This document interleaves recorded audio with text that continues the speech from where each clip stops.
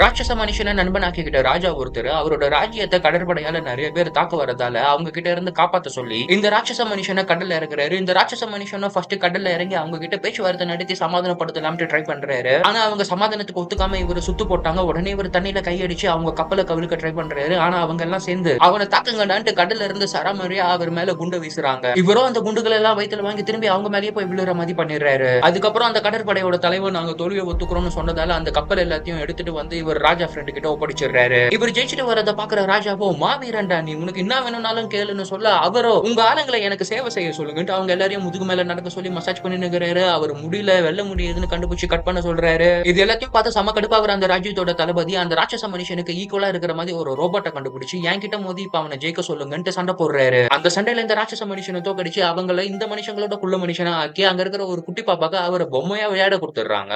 அந்த குட்டி பாப்பாவும் இவருக்கு பிரின்சஸ் ட்ரெஸ் எல்லாம் போட்டு விட்டு டெய்லியும் பால் கொடுத்துட்டு இருக்கு.